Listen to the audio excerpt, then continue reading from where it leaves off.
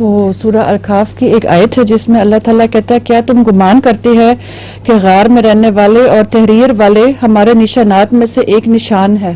تو وہ یہ پوچھتا ہے کہ اللہ تعالیٰ یہاں گمان کرتے کا لفظ کیوں استعمال کرتے ہیں, اور یہ غار میں رہنے والے کون تھے اور تحریریں کون سی تھے؟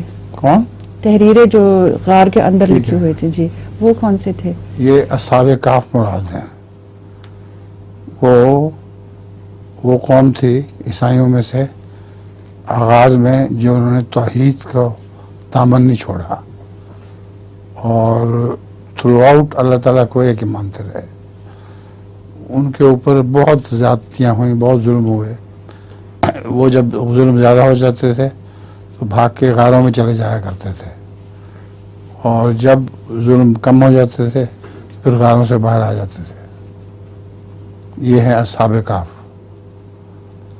میں نے بھی دیکھی ہوئی ہیں وہ کہف, پیج در پیج رستے ہیں اور بڑا ڈر لگتا ہے ان کو دیکھ کر. پتہ نہیں کس طرح اس میں رہتے تھے.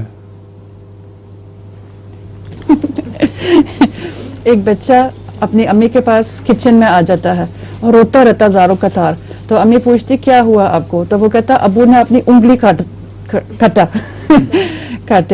تو امی کہتی ہے کہ تو آپ کو کیا ہے, آپ کے ابو نے انگلی کاٹا, آپ کیوں رو رہے ہیں؟ وہ کہتا ہے کہ میں بھی پہلے ہنستا تھا, اب میں روتا ہوں. کیا مطلب؟ میرا خیال ابا نے اس کو ایک لگا دیا ہوں گا اس کے ہنسنے کی وجہ سے.